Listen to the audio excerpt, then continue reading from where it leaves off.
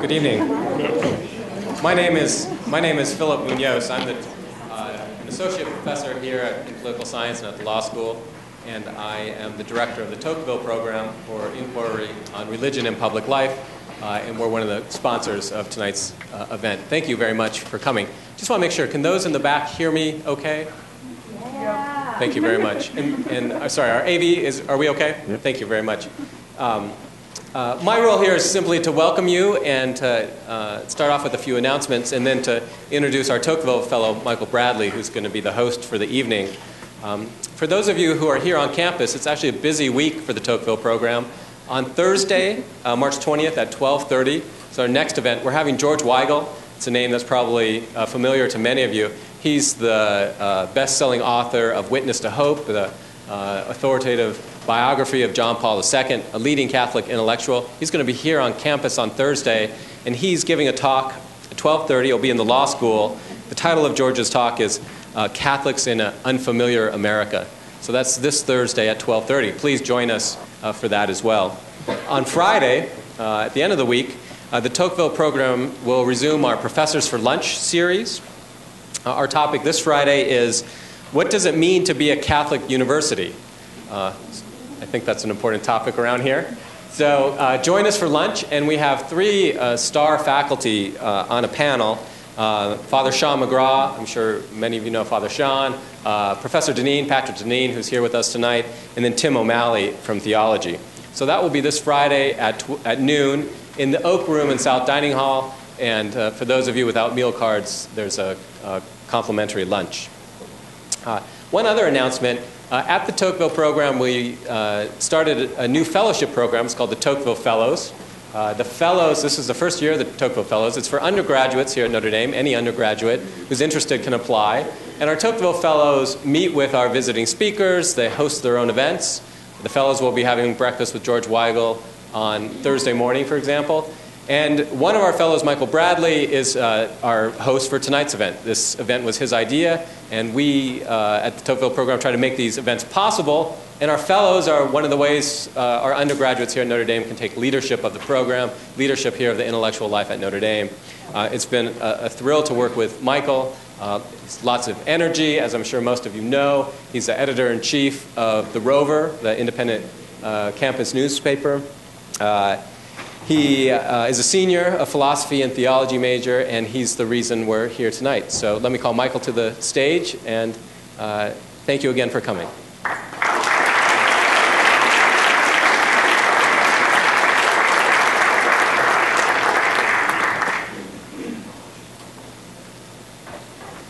Good evening, everyone. I want to thank Professor Munoz for that introduction. I'd like to welcome all of you here, especially our visitors from off campus. As you know, we're contending with a rather popular holiday here in South Bend for your attention this evening. So in a special way, thanks for making time to be with us here on St. Patrick's Day. The title of tonight's discussion is Marriage, the Church, and the Common Good, Philosophical, Pastoral, and Social Reflections. As many of you know, perhaps no issue or issues are gripping the nation as firmly as are the questions that comprise what can be called the marriage debate. And this evening, we've brought together 4 Catholic scholars to discuss those questions in harmony with Catholic teaching. So before I introduce our panelists tonight, I'd like to say a few words in acknowledgement of our sponsors, our many sponsors, without whose generosity tonight would just not be possible. So I'd like to begin by thanking, of course, the Tocqueville program under the leadership of Professor Munoz. They've just been, of course, instrumental and essential to hosting this event here this evening. I'd also like to thank Notre Dame's Institute for Church Life under the leadership of Professor John Cavadini, Notre Dame's Gender Relations Center under the leadership of Christine Karen Gebhardt, Notre Dame's Center for Ethics and Culture under the leadership of Professor Carter Sneed. We also have a couple of student groups in addition to the Irish Rover who are sponsoring this evening's event. Rodzinka under the leadership of my fellow senior Tim Kirchhoff, and the Orestes Brownson Council, also under the leadership of a fellow senior Alfredo Guzman Dominguez. Both of them are here, so thank you both for your help. And finally, we have a couple of off-campus groups who are supporting tonight's event. The Sycamore Trust, under the leadership of Bill Dempsey, who's an alumnus of the university, as well as Ethica Politica, under the leadership of Andrew Haynes. So our sponsors have been very generous, and thank all of you who are here especially for your help. And lastly, but most importantly, I want to thank Jen Smith, who is up here with her son. Jen has just been absolutely instrumental to making this evening happen. She has worked with me and fielded thousands and thousands of emails from me concerning logistics and other things, and has just been exceedingly gracious and patient with me. So Jen, thank you so much. You are the reason really that we're here tonight, that everything came together.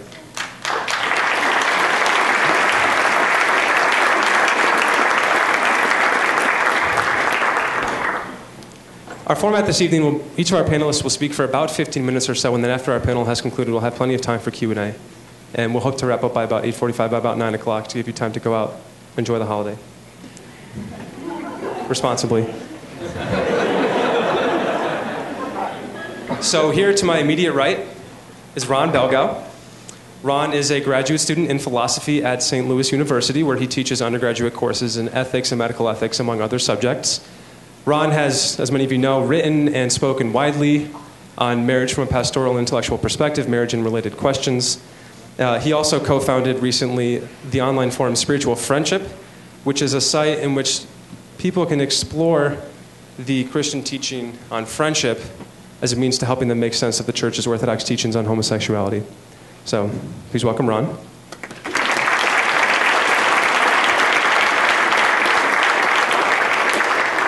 And I'm going to be keeping the introductions brief. You can look up these folks' resumes if you'd like afterwards. But Sharif Girgis is next to Ron's right. Sharif graduated from Princeton University before going on to study at Oxford University as a Rhodes Scholar. He's currently enrolled in the JD program at Yale and the PhD program in philosophy at Princeton. Sharif co-authored along with Ryan Anderson and Princeton's Robert George the book What is Marriage? Man and Woman, a Defense. So please welcome Sharif as well.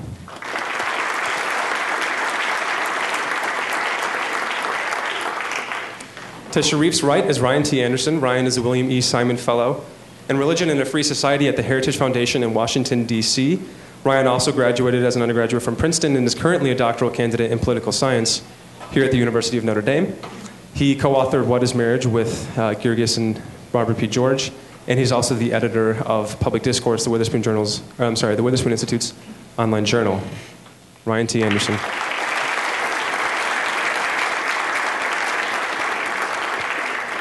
And to my far right, we have Dr. Jennifer Roback Morse. Dr. Morse earned her PhD in economics from the University of Rochester. She went on to teach at Yale University and at George Mason before founding the Ruth Institute, and she's currently the president of the Ruth Institute, which is a nonprofit organization dedicated to promoting lifelong married love between husband and wife. So, after I'm done, we'll thank Dr. Morse for being here as well. I'll have a seat and hand the microphone over to Ron, and we'll get going. So once again, please join me in thanking all of our panelists this evening.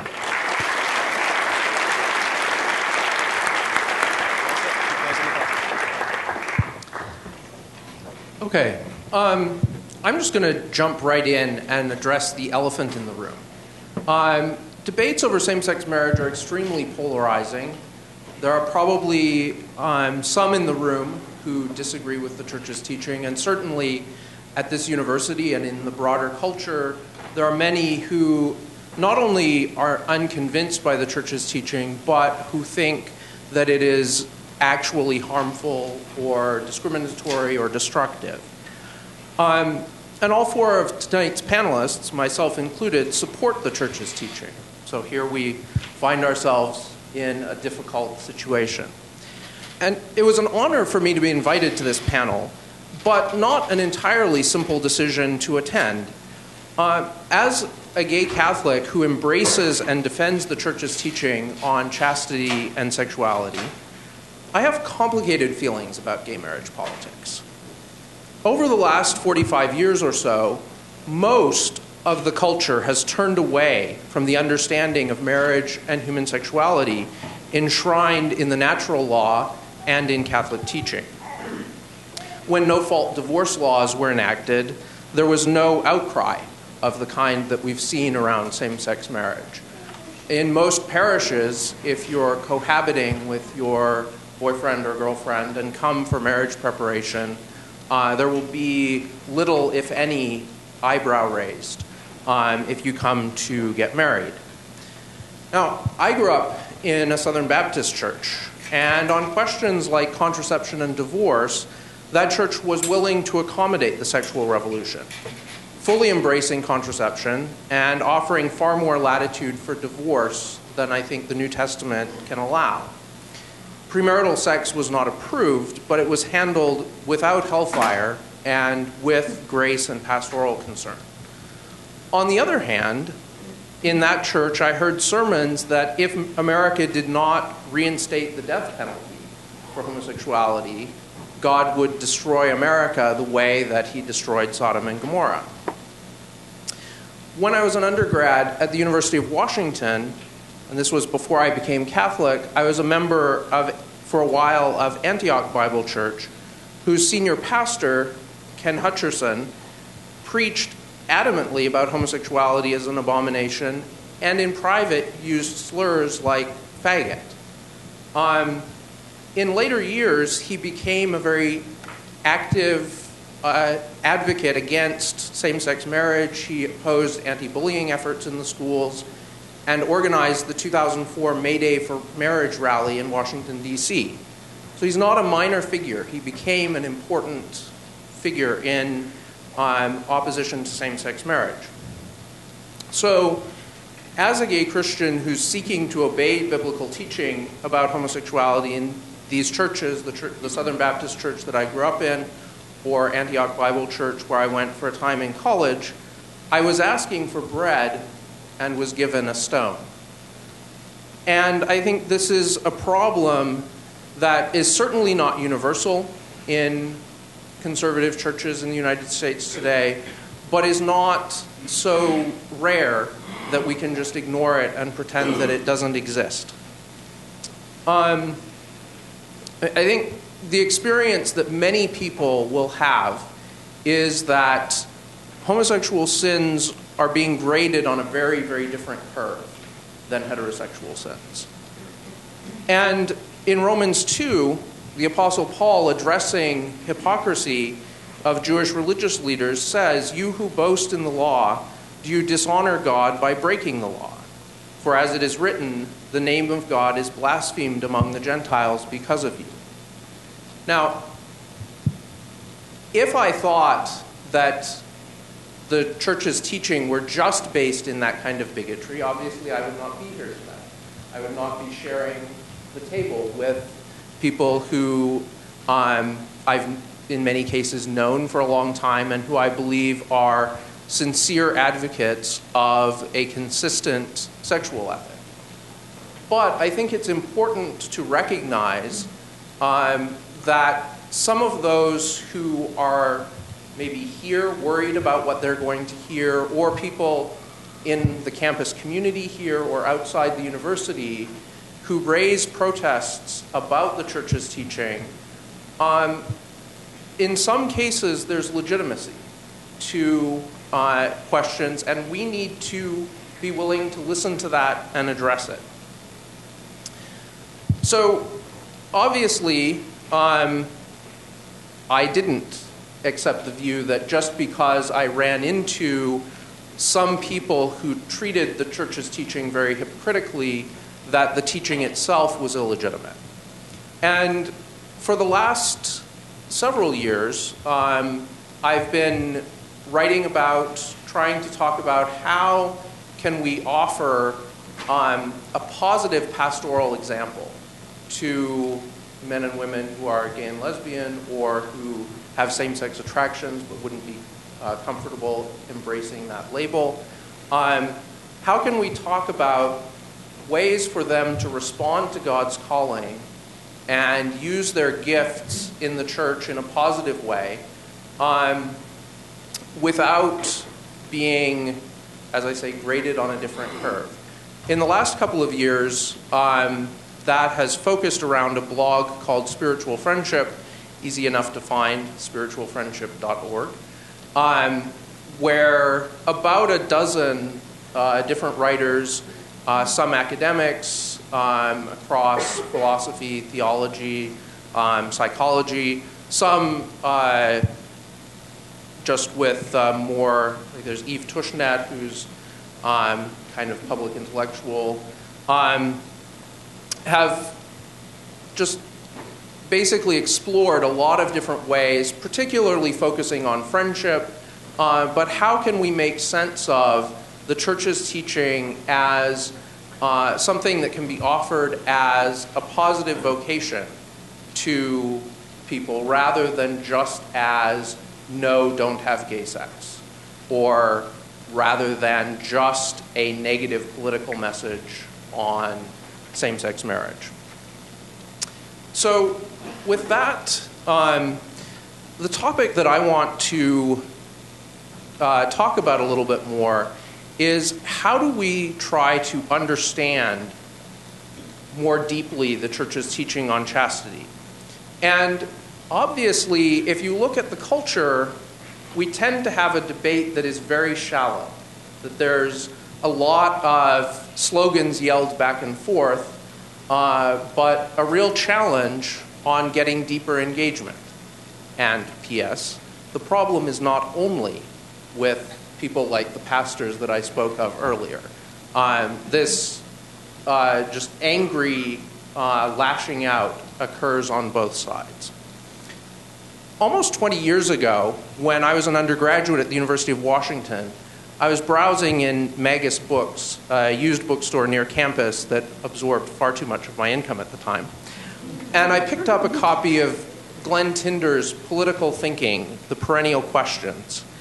It's a book which, in the intervening decades, I have dog-eared, highlighted, and underlined to within an inch of its life.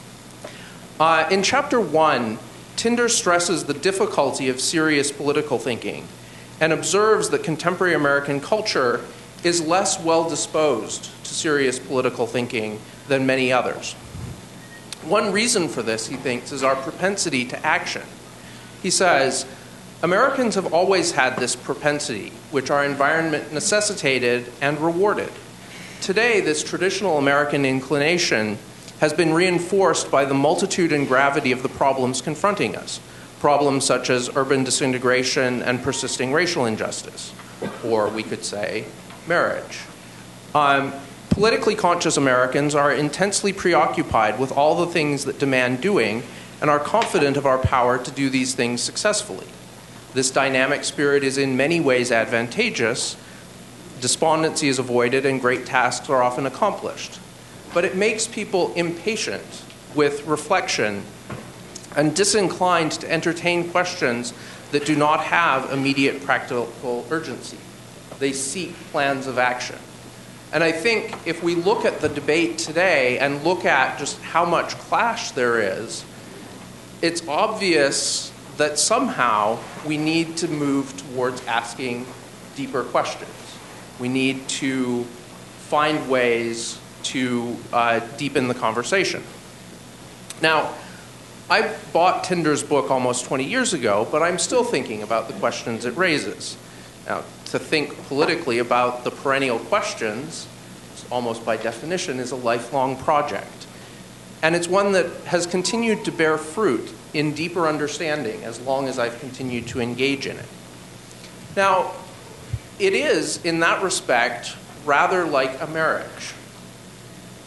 What I want to suggest tonight is that there's a relationship, a deeper relationship than we usually recognize, between the virtues necessary for the kind of disciplined political thinking that Tinder talks about and the virtues necessary for successful marriage and family life. Particularly, I want to draw a connection between the virtue of understanding and the virtue of chastity, which Thomas Aquinas draws in the Summa. One clue to this connection can be found in the King James translation of the book of Genesis, where we read that Adam knew his wife and conceived and bore a son. Now, we might think that this is just a euphemism, but it is in fact the best available translation of the Hebrew verb, which means to know. And I want to suggest that to say that Adam knew his wife conveys a much deeper truth about marriage than just to say that Adam had sex. Marriage is a communion of persons. It's not just a meeting of bodies. It is a comprehensive bodily and spiritual union. And it's a profound insight into human nature and the nature of conjugal union to describe it as a way for husband and wife to know each other. Human beings are rational animals. We're embodied spirits. And so what we do has to express both our rationality and our embodiedness. And this is particularly realized in the marital union.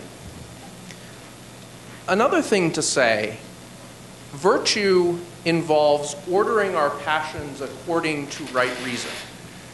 So, for example, the virtue of chastity is to be able to order our sexual desires in accordance with right reason, in accordance with the plan that God wrote into the creation, a plan which can be discerned by natural reason, but which is also revealed to us in Scripture and in the teaching of the Church. Now,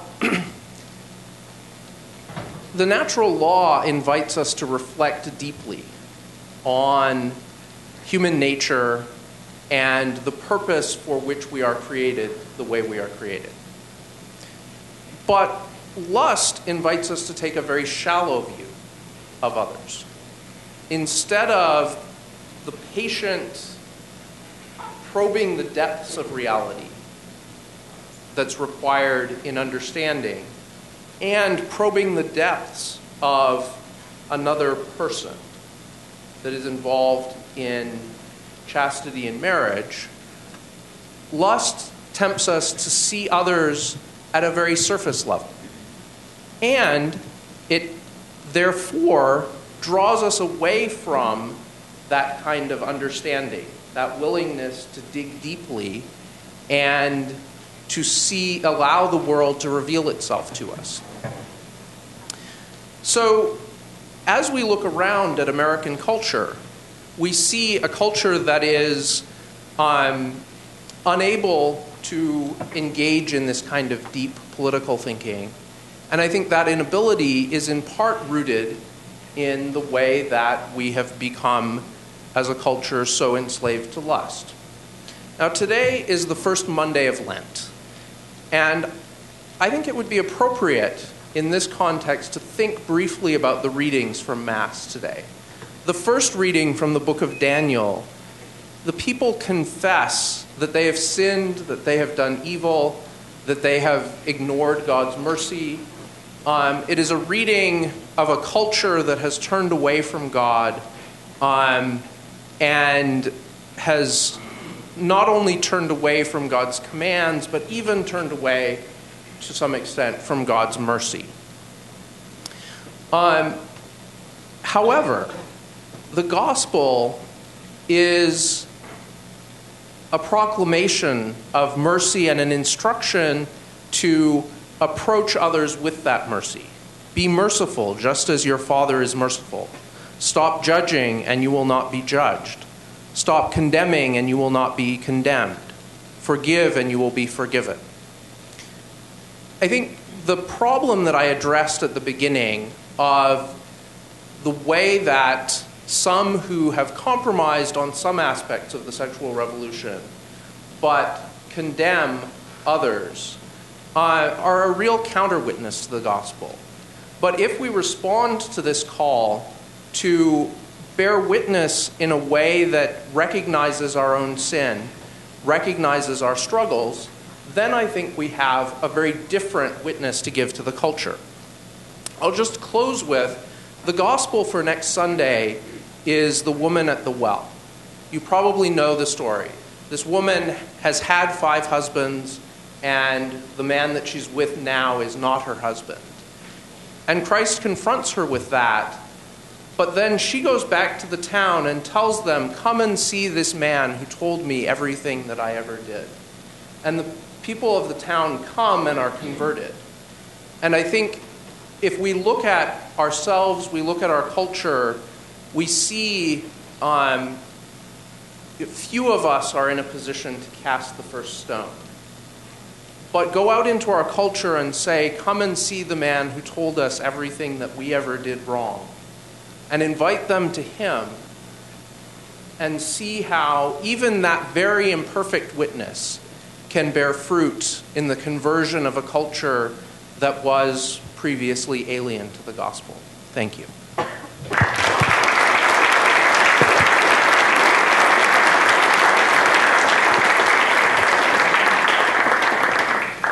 Well, thank you. Thanks, Ron. That was fantastic. And thanks to Michael Bradley and everybody else who's organizing this.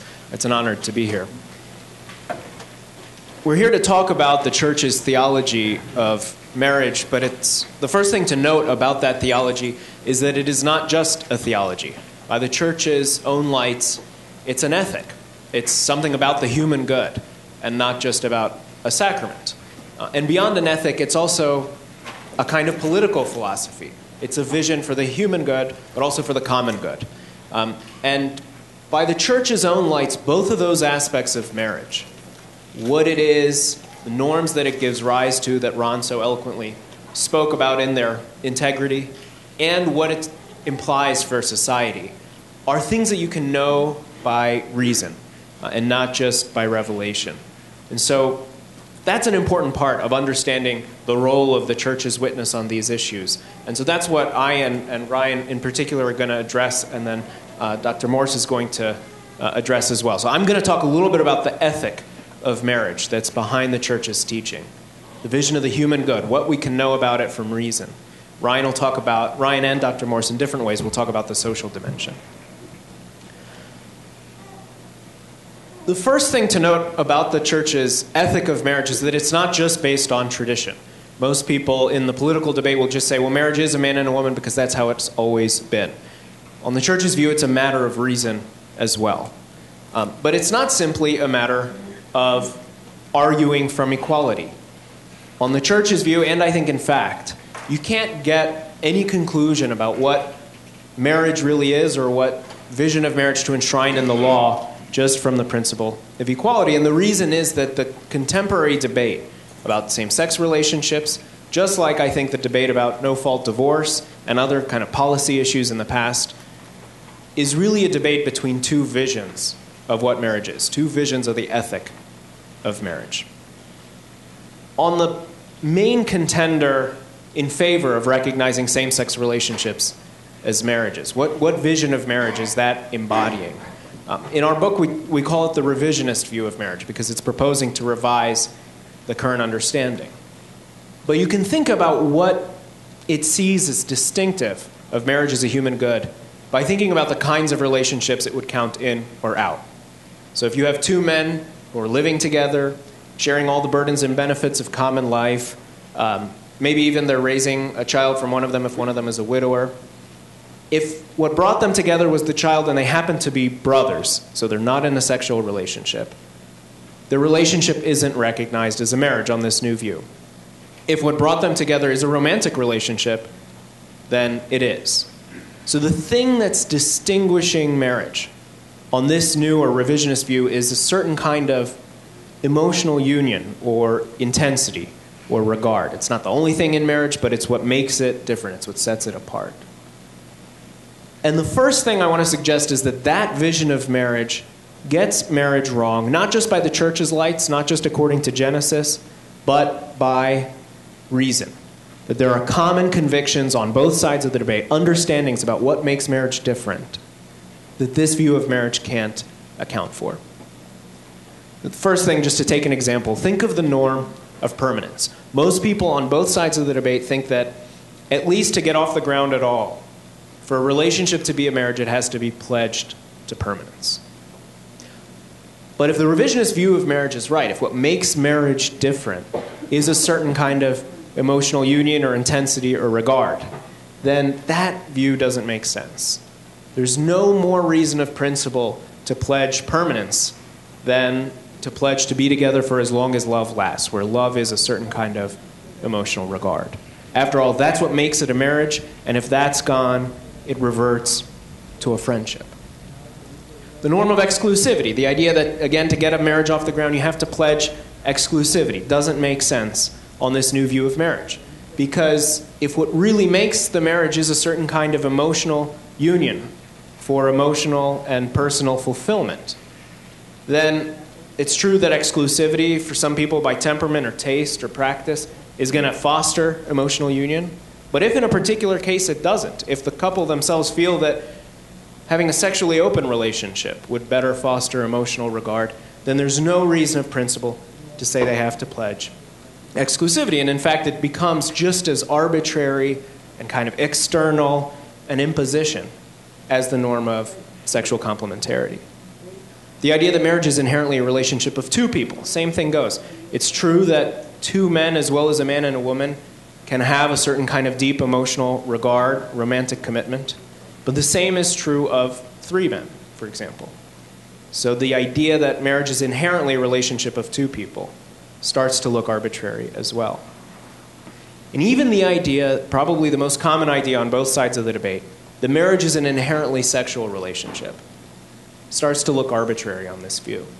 Because remember, what makes a marriage on this view is the intensity, the degree, perhaps the shade, the quality of the commitment as a romantic bond.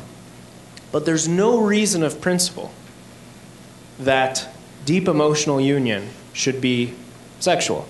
If all that the sexual activity is contributing to the relationship is to foster and express affection, then in principle it's replaceable with other kinds of activity that foster vulnerability and openness and self-disclosure and affection.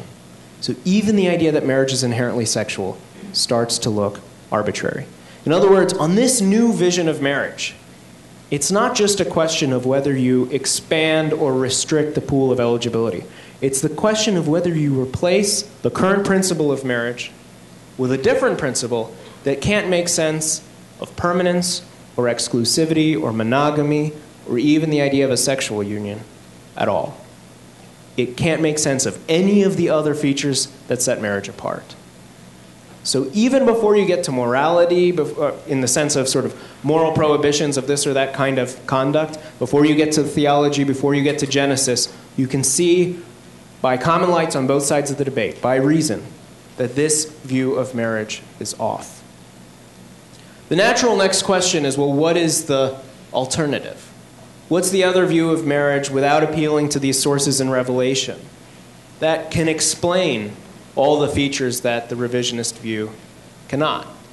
And in our book, we try to give one articulation, one kind of unified account of that vision of marriage, which we call the conjugal view. But there are certainly lots of ways to approach it.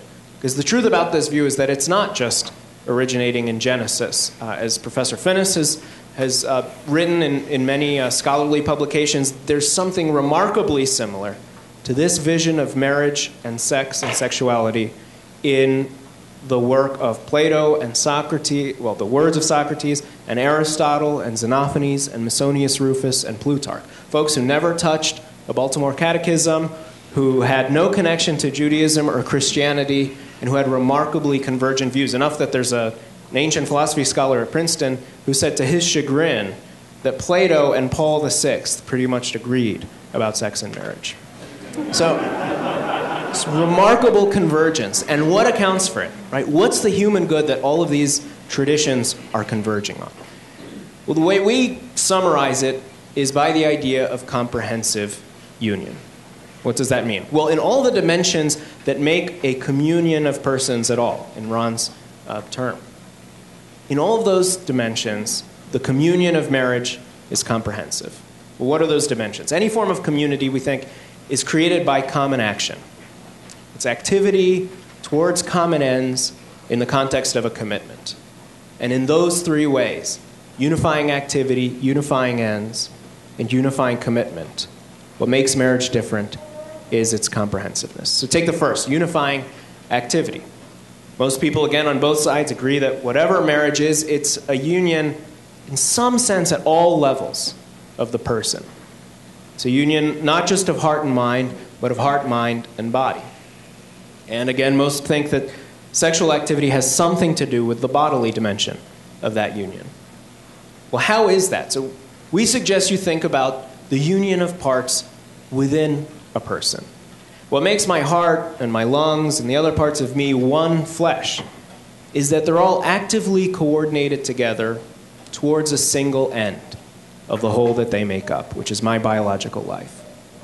And the remarkable thing about being a human being is that that radical kind of bodily union is possible between two people, but just in one respect. Only in what our tradition, legally as well as theologically, has long called the marital act, do a man and a woman themselves become actively coordinated towards a single end of the whole that they make up. The end is reproduction, and the whole is the couple as such. So in the marital act, a man and a woman become, in a quite literal sense, one at the bodily level, in just the way that the parts of a single person are one. So that's unifying activity. Unifying ends. Most people get the sense that while different forms of community are usually defined, they're oriented towards particular goods. So an academic community like this one is oriented towards the goods of football and towards the goods of knowledge and understanding. And a sports community is oriented towards the goods involved in sports. I was never good at those myself, so I can't tell you what those are. The communion of marriage is oriented not just towards this or that good, but somehow towards the whole wide range of goods that's realized in domestic life. And what explains that? Well, in the revisionist view, it's just a matter of choice. It's the choice to live together and to have this common life. But of course, if it were just a matter of choice, again, there wouldn't be any reason that 3 people or 2 people without a sexual relationship or other configurations couldn't just choose it. So we know there's something deeper to it, and the conjugal view explains it. The reason that marriage is oriented towards not just this or that good, but the whole range of goods, is because it's oriented at bottom towards whole new human beings. New subjects, new participants in every good. And the reason that's true is that the very act that makes marital love is also the kind of act that makes new life. So marriage itself, the relationship embodied by that act, is also fulfilled by new life and by its own fulfillment in education and rearing. So comprehensive in its unifying ends. And the last and perhaps simplest point is that if your union is comprehensive in those 2 senses, in the dimensions of the partners united, one flesh, and in its embodiment, in its characteristic fruit, in whole new human beings, one flesh in quite literal sense, then it ought to be comprehensive in its commitment. And comprehensive commitment through time means permanence. And at each time means exclusivity. So permanence, exclusivity, monogamy, sexual union, connection to family life, and through family life to the common good, as Ryan and Dr. Morse will talk about. All of the very features that the revisionist view can't make sense of, that disaggregates, the conjugal view gives unity to. Well, how does this link up to the church's witness on marriage? I want to end with just 2 quick points about that, even before you get to the way this might explain the connection between marriage and the common good, the way that marriage is of interest to the state and the way that baptisms aren't, even though both are sacraments. The first thing is that this vision of marriage makes it clearer that the sexual ethic of the church is not just a grab bag of norms. And it's not just something you can pick and choose from, as Ron so eloquently pointed out. The fundamental distinction in the church's sex ethic, and apparently in Plato's sex ethic, is not gay or straight, same-sex or opposite sex.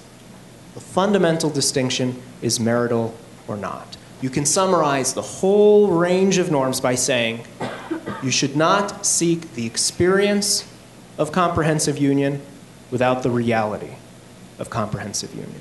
It's an ethic of truth. It's an ethic that says to be really loving, you have to be in connection, in harmony with the truth about the beloved and your relationship to them. And if it doesn't have comprehensive union, either because it doesn't have bodily union, or because it doesn't have total commitment, or because you already gave your commitment to someone else, or because it's not bodily union because it's not really open to the fulfillment of bodily union in family life, then you shouldn't seek the experience of comprehensive union because that creates a divide within you. It divides reality from experience, which is bad. The second thing that it makes clear is that it explains how there can be vocations to something other than marriage.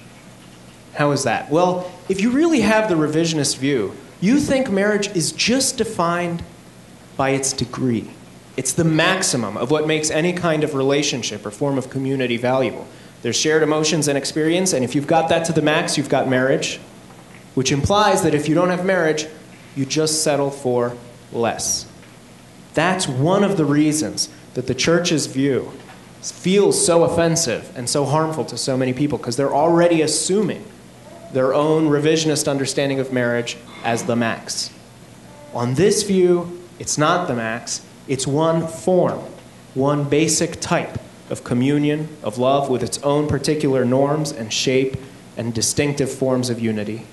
One among many types of love. And that's why the church has always recognized the validity and the great moral and spiritual value of celibate forms of life, where it's not just less, you're not just preventing yourself from one good, you're opening yourself up to different types of good, different ways of building up the kingdom in your corner of the world. And so it really does, in that second sense, make clear again that the fundamental distinction on the church's ethic, on this general ethic, is not married or unmarried, gay or straight, member of this or that family or household, but son or daughter of God, made in his image, destined for his household, and for building it up through a personal vocation to love that's specific to you.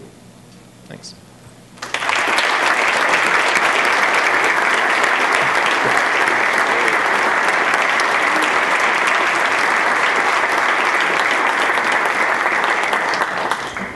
Thank you all for coming, and thank you for having me. The last time I think I was in this room, I was proctoring an exam as a teaching assistant. And so I had this bad flashback that I was going to have 90 blue books to grade tonight. I'm happy I get to get on a plane and not do that. But I have a different flashback. I met with my dissertation advisor earlier today, and I have a lot of revisions to make. That said, Sharif and I, with a third co-author, we wrote a book together about marriage. And Sharif's kind of given you the first half of that book in a 15-minute summary of what marriage is. I get to do the second half of that book, the summary of why marriage matters, particularly from a policy perspective. I work at a policy think tank in Washington, and so the perspective that I'll be coming from is one of public policy. There's a question of sacramental theology, of how should the church understand matrimony as a sacrament. There's a question of philosophical reality, what is the relationship of marriage. Then there's a further question, why should the government care? Why should the government be in the bedroom? Because by recognizing marriage, by regulating marriage in certain ways, by defining marriage, it's going to be in the marriage business. And the question is why? How should it understand marriage for public policy purposes? Because even those who would redefine marriage to include same-sex relationships would still have the state in the marriage business. And what is the reason? What's the purpose about marriage? So I'm going to talk a little bit about what we've called the social function of marriage. What social function does marriage perform? And I think taken from this perspective, marriage exists as a policy institution to unite a man and a woman as husband and wife, to then be mother and father to any children that that union might create. It's based on the anthropological truth that men and women are distinct and complementary. It's based on the biological fact that the union of a man and a woman can produce a child. And it's based on the social reality that a child deserves a mother and a father. Whenever a baby is born, a mother will always be close by. She's frequently in the same room. The question for policy is, will a father be close by? And if so, for how long? And marriage is the institution that different societies throughout history and across the globe, societies that Sharif mentioned that had no contact with the Jewish or the Christian scriptures, understood to be that institution that maximizes the likelihood that that man commits to that woman, and then the two of them, permanently and exclusively bonded to each other, take responsibility to raise any children that they produce. Part of this understanding of marriage is based on a reality that there's no such thing as parenting in the abstract. There's mothering and there's fathering. We quote a Rutgers University sociologist, David Popenoe, who wrote a long book about the importance of fathers.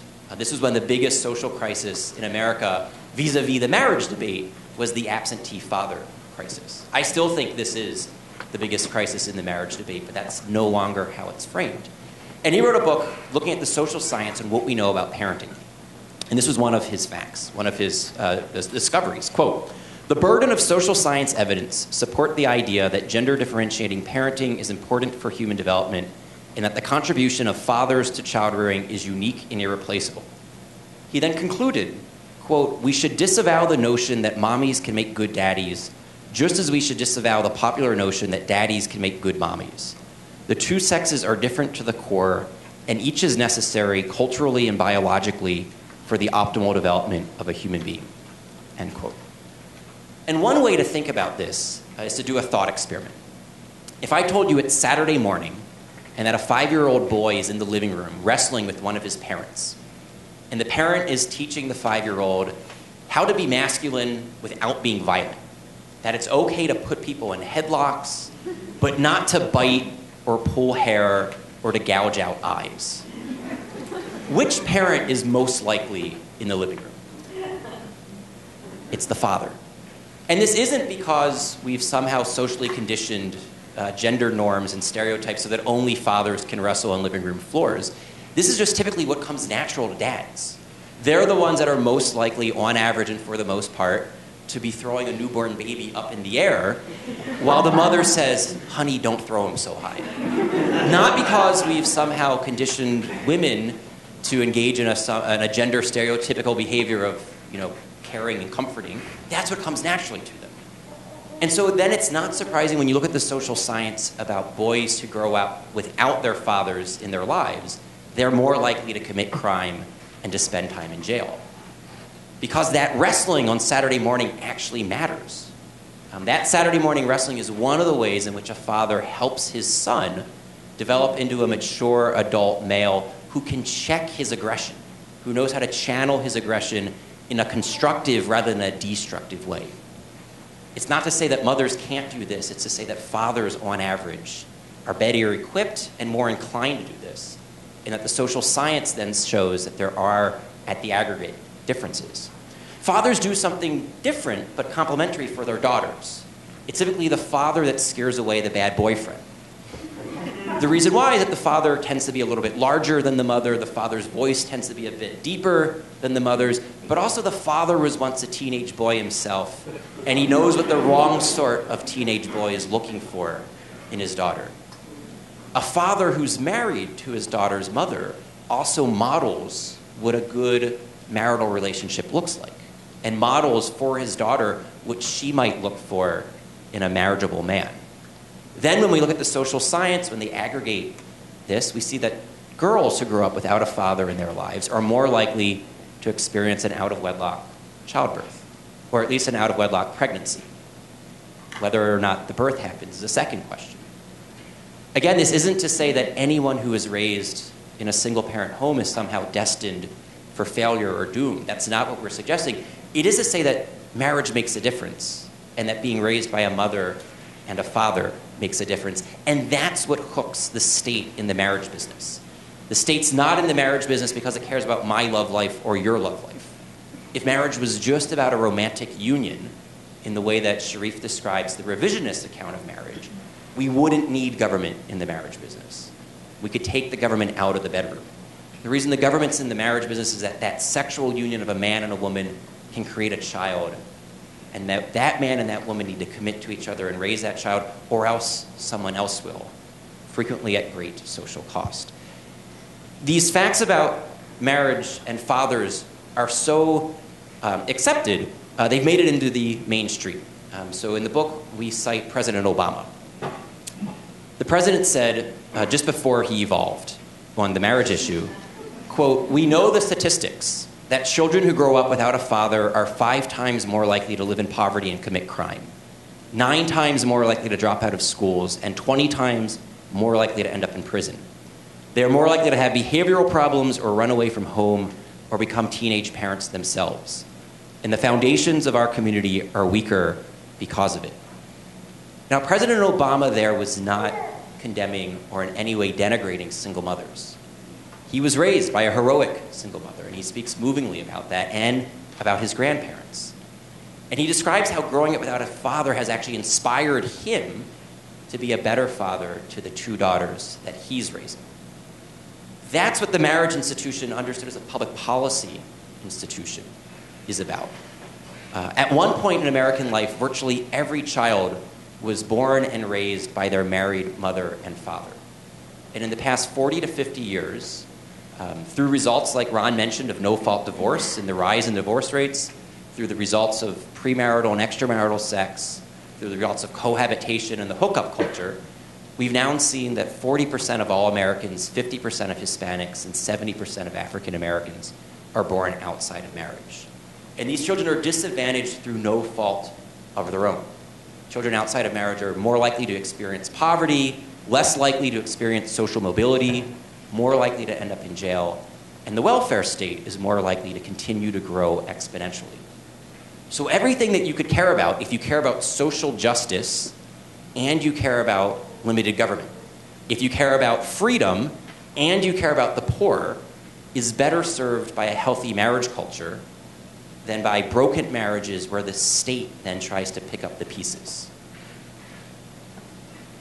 That said, in the time that I have left, I just want to point to 3 ways in which redefining marriage would have consequences. One of the most frequent questions that I think are put to all 4 of us on this panel is, well, how does letting Adam and Steve get married impact you, your marriage, or anyone else's marriage?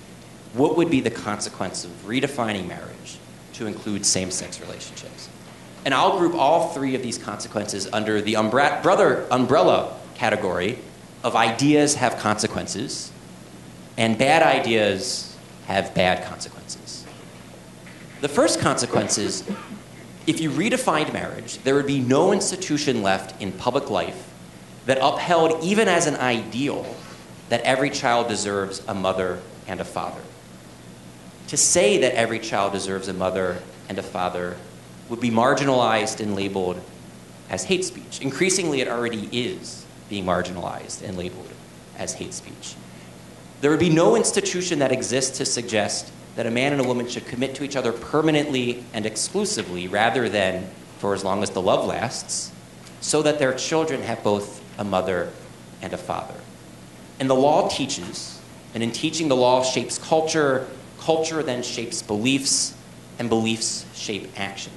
And the clearest way of seeing how the law functions like this is to look at the example that Ron gave us at the beginning with no-fault divorce. Prior to the redefinition of marriage, to making it a temporary relationship, divorce rates were in the near single digits. After the introduction of no-fault divorce, they more than doubled. We now have a divorce rate somewhere in the 40s. 40% of all marriages end in divorce. What happened was that the law changed what it taught. In the common law tradition, divorce was allowed under the 3 A's of abuse, abandonment, and adultery. Serious reasons for taking a relationship that's expected to be permanent and calling quits. Your spouse is abusing you, your spouse has abandoned you, your spouse has committed adultery on you. With the introduction of no-fault divorce, a spouse could abandon a spouse for any reason or for no reason at all. What that taught was that marriage need not even aspire to be a permanent union. And we internalized that message. So now the question would be, if the biggest social problem we face is absentee fathers, in the way that I think it is, in the way that President Obama in the past has spoken that it is, how will the law teach that fathers are essential when it's redefined marriage to make fathers optional? That's the first consequence. The second consequence, again under the category of ideas have consequences, is that there would be no principled reason for the redefinition of marriage to stop here. And Sharif's presentation hinted at the reasons why. That the revisionist view of marriage makes the norm of permanency, exclusivity, and monogamy wholly arbitrary. In fact, it's so arbitrary that activists have created 3 new words to redefine marriage on those 3 dimensions. And I'll briefly just mention those 3. The first is the word throuple. A throuple is a 3-person couple.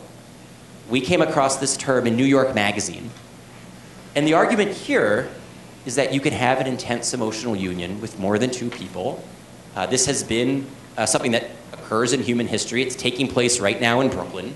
The magazine was highlighting a Brooklyn couple. It's taking place. There was another Washington Magazine did a story about this about a year after New York Magazine. Washington's a little bit behind the curve from New York. There are thruples in D.C. And the argument here is that once you redefine marriage to say the union of a man and a woman is arbitrary and irrational, what's magical about the number 2? What's the principled basis for denying marriage equality to thruples if you're in favor of marriage equality for the same-sex couple? Because the way that we got at monogamy is that it's one man and one woman who can unite in that comprehensive act that Sharif described, who can then produce children, and every child has one mother and one father. That's where we get the public policy norm of twosomes. But once you say that's irrational and arbitrary and just a result of animus, why would you deny marriage equality to thruples? It seems there's no principled reason. The next term we came across was the term monogamish. This was in the New York Times Sunday magazine, a very prominent outlet, the New York Times. The Sunday magazine, probably the most coveted part of the Sunday Times. This was by the gay rights activist Dan Savage, and it was under the rubric of what can straight couples learn from same-sex couples. And he was saying they could learn the virtue of the monogamish relationship.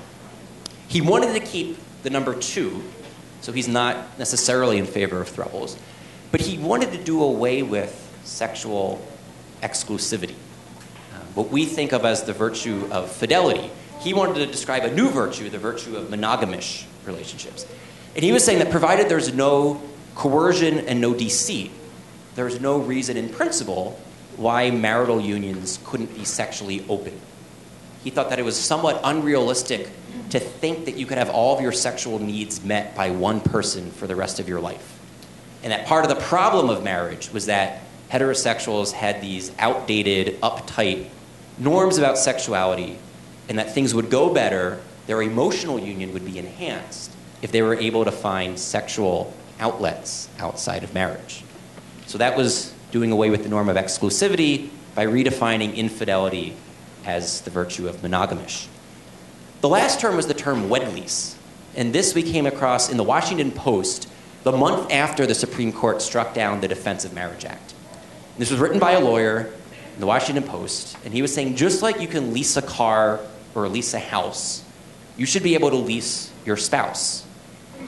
He wanted to do away with the expectation of permanency.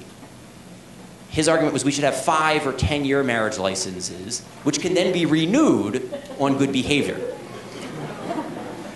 The idea here is that we have this outdated notion that we can pledge to love one person exclusively for the rest of life.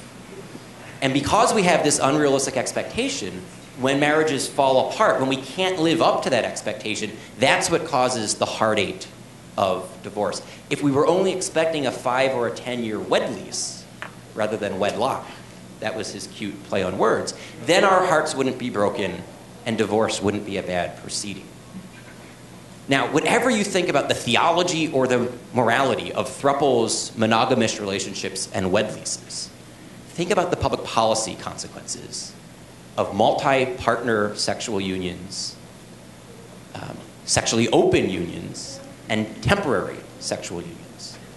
All of those activities increase the likelihood that men create children with multiple women to whom they are not committed, directly undercutting the public policy purpose of why the state's in the marriage business in the first place. So that's the second consequence, is that there would be no principled stopping point once you get rid of the male-female aspect. In the 2 minutes I have left, I'll just briefly mention the last consequence. This is the consequence for religious liberty. We've already seen in the state of Massachusetts, in the state of Illinois, and in Washington, D.C., that Catholic Charities has more or less been forced out of the foster care and adoption space. In the case of Massachusetts, it was explicit that it wasn't about state funding, it was about licensing. It's illegal to run an adoption agency without an adoption license, and the government said we will not grant you an adoption license unless you agree to place the orphans in your care with same-sex married couples on an equal footing as you do with married couples. Catholic Charities says, wait, we have social science that suggests children do best with a mom and a dad. 2, we're not trying to deny anyone adoption abilities from other agencies, so we're not trying to prevent same-sex couples from adopting from the secular humanist adoption agency. We just don't want to do those adoptions ourselves. And third, we have First Amendment protections for the free exercise of religion. Nevertheless, the jurisdictions said, no, we won't give you the adoption license. This did nothing to help those children. This did nothing to score a point for social justice, finding homes for orphans. All it did was score a point for political correctness. We've then seen instances of photographers and florists and bakers and innkeepers who have said, we have no problem baking cakes or taking pictures for gays and lesbians, but we don't want to celebrate a same-sex relationship or a same-sex wedding as if it's a marriage when that violates our beliefs about marriage. We think God has given us artistic talents of baking and floral arrangements and photography, and we don't want to use our God-given talents to tell a lie about God's intentions for marriage.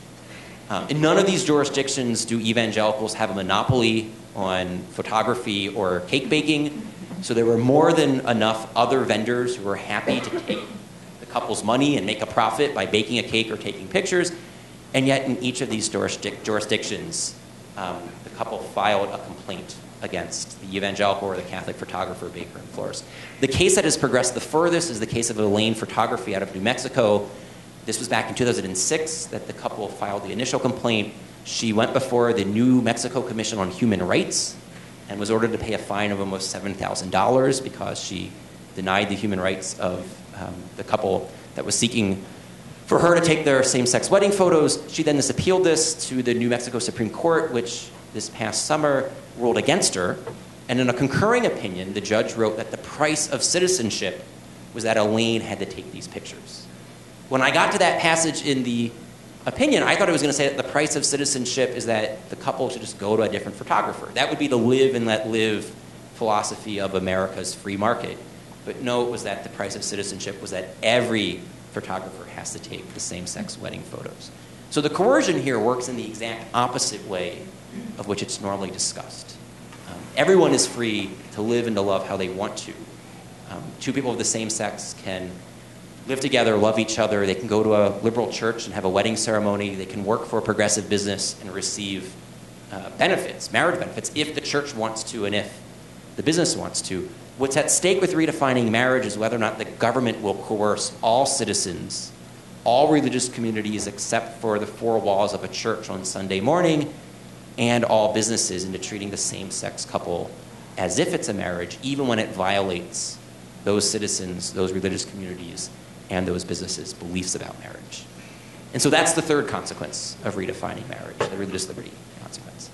And with that, I'll turn it over to Professor Morse.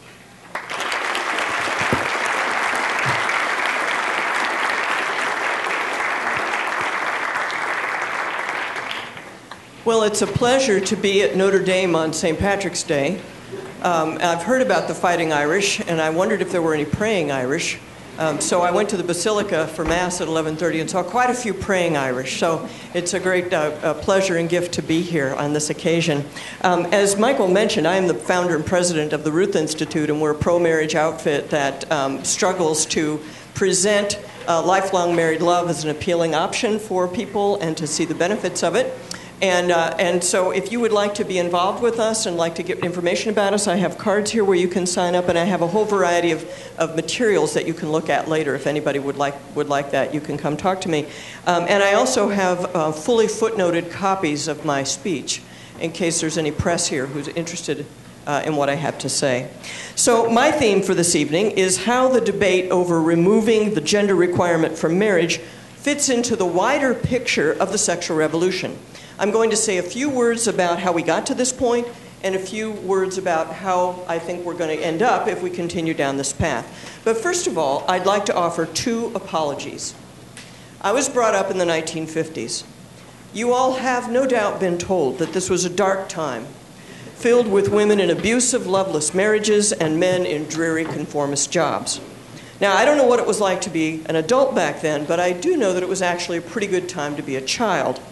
So I would like to apologize to the greatest generation. Perhaps some of you missed that connection. Those dreadful people of the 1950s were the greatest generation. These are the people who fought and defeated fascism in Europe and who lived through the Great Depression without allowing the country to become communist. I want to say that my parents did not deserve what I did to them, and the greatest generation as a whole did not deserve what the baby boom generation did to them. I'm sorry for what I did to my parents and for my participation in the sexual revolution generally. And I think it's only common decency that somebody say so while there's still somebody left alive to hear it. They're dying off by the day, the greatest generation. I recently buried my last uncle. And as I watched his friends from the VFW and the American Legion saluting his remains, I was heartbroken to think of what we have allowed this country to become. If any of you still have parents or grandparents who are alive from that greatest generation, please thank them for me and tell them that I said I'm sorry. I also wish to apologize to all of you, the millennial generation. My generation has left you guys a mess. We've allowed a particularly destructive vision of human sexuality to dominate the culture. And I say to you too, I'm sorry for my participation in the sexual revolution and for my indifference to the larger consequences of my own actions and the ideology that was developing around me. It's my belief that the sexual revolution has been flawed from the beginning. When I use the term sexual revolution, I have two main ideas in mind. First, the sexual revolutionaries hold that society ought to separate sex and procreation from each other and ought to separate both from marriage. Second, the sexual revolutionaries teach that men and women are completely interchangeable for all socially significant purposes. Any observable differences between men and women are socially constructed and evidence of unwarranted discrimination. A just society must eradicate all these differences. Do you recognize this worldview that I'm describing? Now, whether we agree with it or not, we have to admit that the sexual revolutionary ideology is extremely seductive. Back in the 60s and 70s, we all thought it was going to be great fun to have sex without having babies. Of course, now we're at the point where we're having babies without having sex, which I'm pretty sure is not as much fun as the old-fashioned way, but I digress. And we believe that believing men and women are entirely interchangeable appeals to some kind of sense of justice and fairness. But in spite of the appeal of these ideas, there's just one problem. Both these ideas are false. I was once in a debate on the marriage issue, and I made what I thought was a completely unobjectionable statement. I said, sex makes babies. My opponent argued with me. She said, no, it doesn't. Oh, what do you mean, says I. And she says, unprotected sex makes babies. Oh, I see. Well, do you see the problem with this, my young friends? Sex actually does make babies.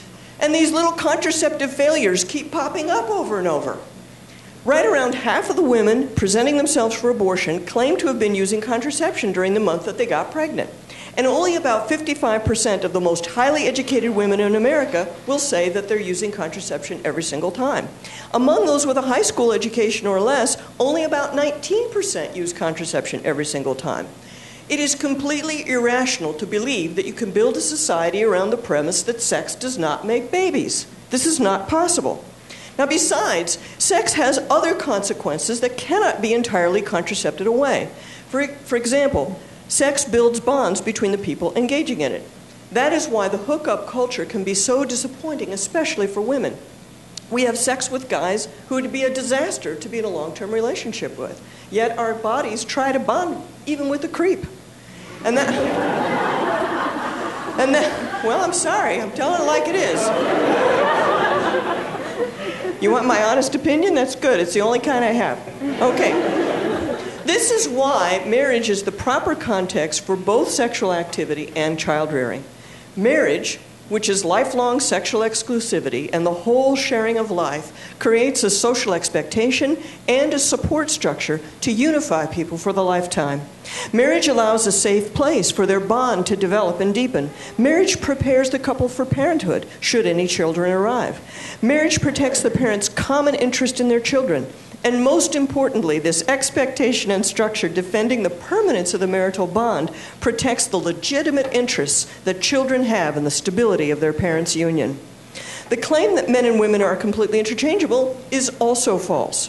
Boys and girls are different in utero, throughout childhood development and all the way into adulthood. The idea that men and women are identical has led us to pursue a vision of equality that is making us miserable. To take just one example of many that I could name, We expect everyone to operate in higher education and in labor markets designed for people who never give birth to babies. That would be men. In many professions, including academia, law, and medicine, people are expected to get all their education and establish themselves professionally in their 20s. Once a person is established, only then can they think about extracurricular activities like having a baby. Now, a man can easily become a father into his 40s. A woman, not so much. This form of labor market equality, which disregards obvious and immutable differences between men and women, creates a trap for educated women. We value our education and careers, but by the time we're socially and economically ready for motherhood, our peak fertility is behind us. Many educated women end up with far fewer children than they really wanted, or perhaps not even married. The sexual revolution offered us a deal. You can participate in higher education and in the labor market as long as you agree to chemically neuter yourselves during your 20s. And then during your 30s and 40s, you agree to undergo dangerous and possibly degrading and expensive infertility treatments. I say this is a bum deal for women. We've taken the labor market as given and adapted our bodies to it. I say society should take women's bodies as given and adapt the labor market to our bodies. Now, despite the fact that these are sophisticated and accomplished women, their misery is largely invisible to society. And so, most importantly, is the connection between their misery and the impossible ideal of equality and the contraception that makes it appear to be possible. I've coined a name for these victims of the sexual revolution, for their story is actually my story. I call them and myself heartbroken career women. Another corollary of the sexual revolutionary ideology is that adults are entitled to any sexual relationships they choose, and the children will be fine. The children must be fine. If the children aren't fine, we take them to therapy. We don't raise eyebrows at the parents and ask them to behave themselves or put up with each other's or otherwise pull themselves together. We rationalize the behavior of the adults and we medicate the feelings of the children. A friend of mine once said, "Every family has its crosses. Divorce is when the adults put down the cross and the children pick it up." In a couple of weeks, one of my Ruth Institute colleagues, Jennifer Teamy, will be here to talk about some of our new initiatives reaching out to the children of divorce. We at the Ruth Institute believe it's high time someone cleaned up the mess after that big first step of the sexual revolution, namely no-fault or unilateral divorce. So I'm not going to spend too much time on it tonight. My point is simply that we've got victims, 40 years worth of victims from earlier stages of the sexual revolution. Now, since the sexual revolution isn't making people happy, some people are going to object to it. But the people in power who benefit from the ideology will take steps to protect the ideology from dissent. So along these lines, have any of you ever heard about the Affordable Care Act's Health and Human Services Contraceptive Suggestion? Have you ever heard of the Health and Human Services Affordable Care Act contraceptive option? I haven't either. It's the HHS contraceptive mandate. And why is that? It's because the federal government is enforcing one view of human sexuality on every health insurance provider in America. No resistance can be tolerated, no accommodation can be offered. Not only must resistance be crushed, but evidence that calls the revolutionary ideology into question must be suppressed. But since such evidence is going to continually appear because the tenets of the sexual revolution are false. The revolutionaries present a continual stream of propaganda designed to circle the wagons around their ideology, tamping down any evidence that contradicts it. I could offer many examples of this, but excuse me for a moment. I need to take off my jacket. I'm having a hot flash. I've been having hot flashes for over 10 years, but my doctor will not give me hormone replacement therapy because he says it increases the risks of strokes and heart attacks. But any of you college students here, young ladies here, went to the doctor for essentially the same hormones for contraceptive purposes, he would give it to you in a heartbeat without any questions. You might ask yourselves why this is so. The health risks associated with these hormonal contraceptives are so well known that the World Health Organization has classified them as a class 1 carcinogen. That is, a substance known to cause cancer in humans. But we continue to prescribe powerful and dangerous hormonal drugs to perfectly healthy young women. Those women whose health has been placed at risk or damaged by hormonal contraception are also victims of the sexual revolution. Now, you may have noticed that I have yet to say anything about removing the gender requirement for marriage, the policy that goes by the name of same-sex marriage, the reason that we presumably are all here to talk about. That's because I think you're all intelligent people, and you can connect the dots for yourself. If the earlier phases of the sexual revolution have not worked, why would we possibly expect this newer and even more radical phase to work? And I think you can see for yourself that redefining marriage is a way of further institutionalizing the tenets of the sexual revolution. In order to believe that genderless marriage is desirable or even possible, one has to already believe that men and women are completely interchangeable, that marriage is about the desires of adults and not about the needs of children, and that sex is normatively a sterile activity.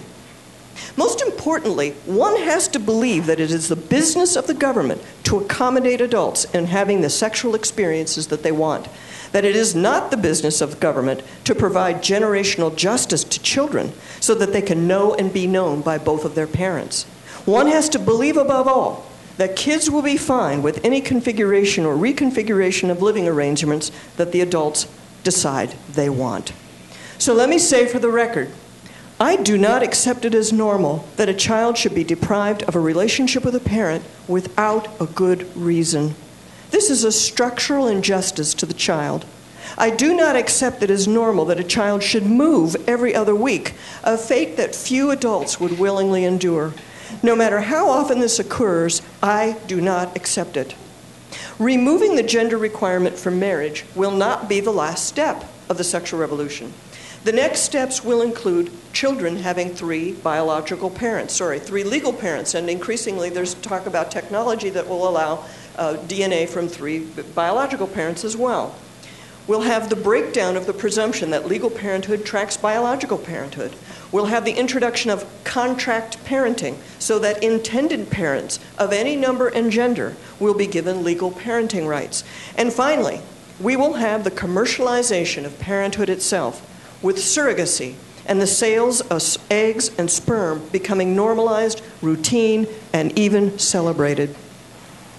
I will never accept it that some people are entitled to buy and sell other people, no matter how young or small. I will never accept it that women are permitted to systematically and purposely create fatherless children, and that the law will help them in doing this.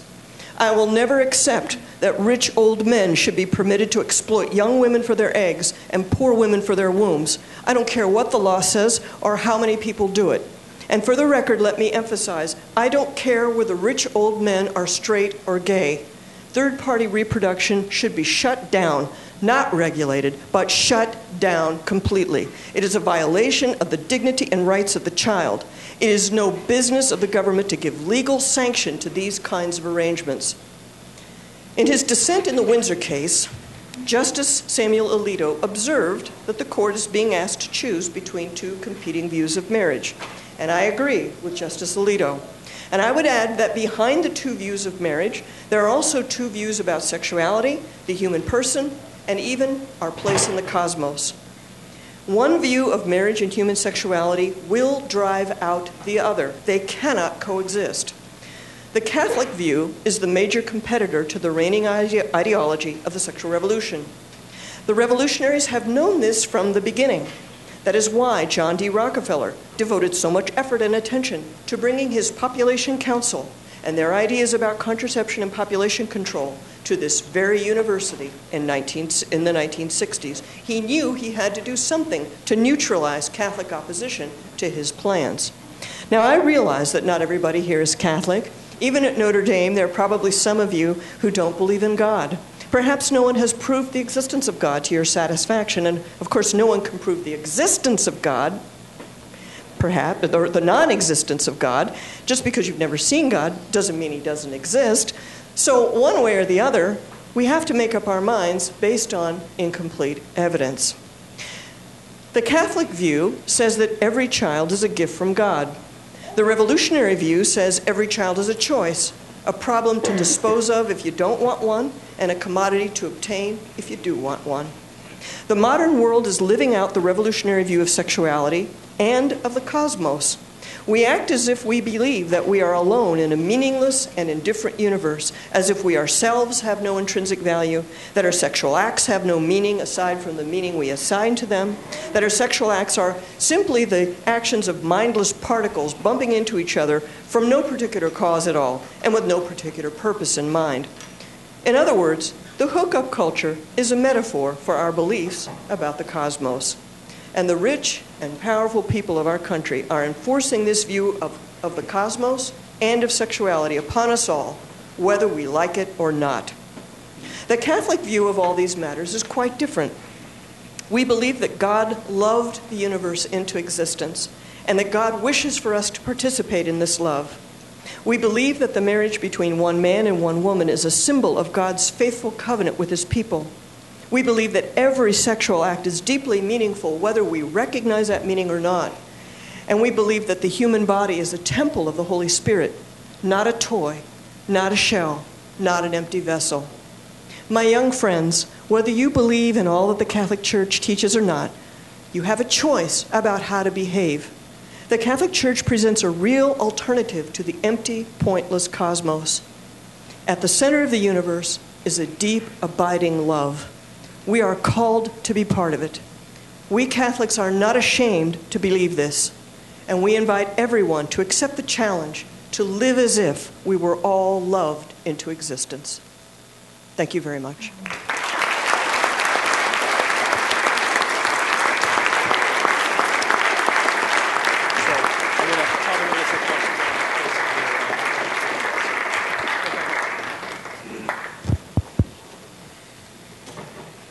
Thank you once again to all four of our speakers for that presentation. We've got a full half hour now for question and answers, and so unfortunately we don't have microphones placed out in the auditorium. So if you do have a question, I just ask that you raise your hand and we'll call on you. And then if you could stand up and rather loudly, especially so that the cameras in the back can hear you, just please announce your name, your affiliation with the university if you have one, and then in the interests of time especially, please just be concise and direct in addressing your questions to the panelists. So we'll just take them as they come. The Tocqueville program does make a habit of fielding questions from undergraduate students first, if there are any. You're not an undergraduate.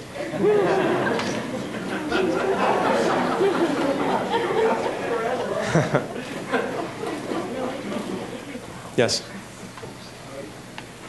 I'm John Richardson. I'm a sophomore here at Notre Dame. Your name is Mr. Gerges or Gerges? Yeah, Gerges, yeah. I like how you took the two different models of marriage, the revisionist model, I believe you referred to that as, and the conjugal model. And I think you did a good point with comparing the two as far as different aspects, sexual exclusivity, permanence. But what I feel like is you didn't address the permanence as far as the conjugal model. The way you explain the conjugal model, you might explain it more in depth in the book, is that the point of marriage is a procreative thing. But being together, a man and woman having a child, I mean, up to 18 years later, the procreation's pretty much done. What part of that model says it has to be a permanent relationship? Thanks. Okay, so I'll repeat the question. Sure. The question is, there was a nice little dual model thing, and the way sexual exclusivity I saw the point of, and sexual union, but why in particular on the conjugal view, should marriage be committed to permanence? After all, if it's primarily about procreation, that takes 18 years, maybe a little bit longer in some cases. And then after that, aren't you? Yeah, that's right. I'm in my 20th year of school. So doesn't that, isn't the job done? Can't you go home at that point? So there are a number of ways of looking at this. The first thing I'll say is that on our articulation of it, procreation and orientation of family life is one dimension of comprehensive union. And the comprehensive union exists on the night of the honeymoon, whether or not there's children. A year before the first kid comes about, 10 years after the last kid goes off to college or grad school or whatever.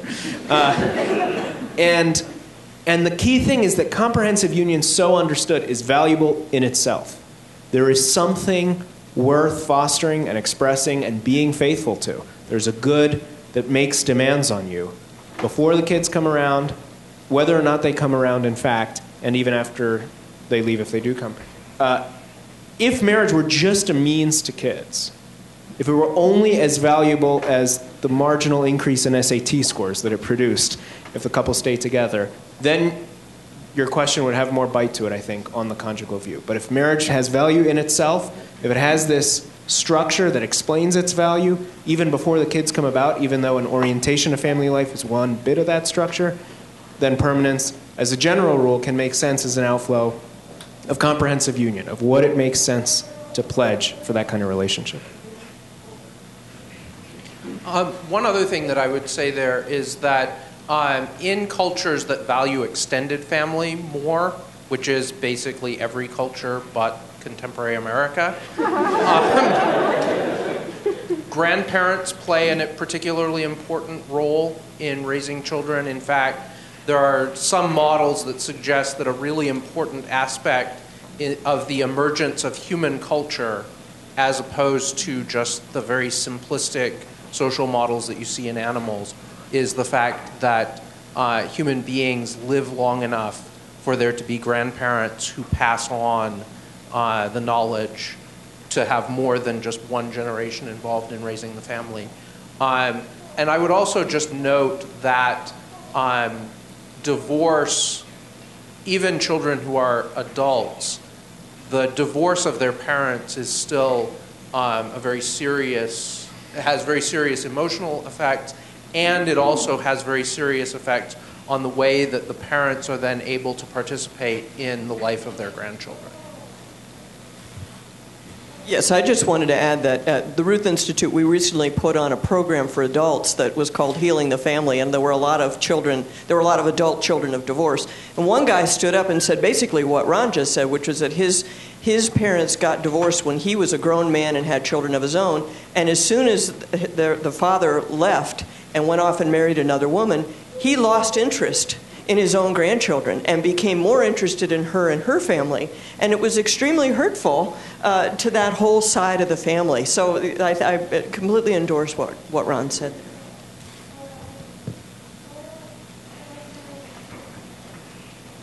Closing comments? I'm a graduate student of the PhD program. This is a question directed mainly at Ryan, I guess. You wanted to draw on social science to defend the claim that the ideal for parenting is a man and woman, a biological mother and father. You cited a lot of data, which, as far as I know, is about heterosexual couples where the father leaves and outcomes being worse there than in heterosexual couples. You acknowledged the big body of scientific data, which all the professional social science organizations endorse, which show that regardless of who puts who in headlocks, looks like outcomes are about the same. Now, I know that you think that the scientific consensus is ill-founded, it's based on flawed studies and whatever. But I'm just wondering how we were supposed to get from the literature that you actually did cite to this pretty different conclusion about heterosexual couples being superior to equivalent gay couples. Sure. He's asking a question about the social science on same-sex parenting and why it is that I didn't address that in what I said. And that's mainly because I wasn't talking about same-sex parenting. I was talking about why marriage matters for public policy. And the comparison I was drawing was not between the parenting of a married mother and father to the parenting of a same-sex couple, because I actually think we don't know much about that comparison, because there's only been about 3 studies that have actually used large, random, and representative samples. That wasn't the discussion that I was having. I was having a discussion about 40 years and thousands of studies that use large, random, representative samples to look at the outcomes for children who were raised by an intact, married, biological mother and father as compared to divorce, divorce and remarriage, cohabitation, and single parenting. And we have about 40 years and thousands of studies of those relationship alternatives.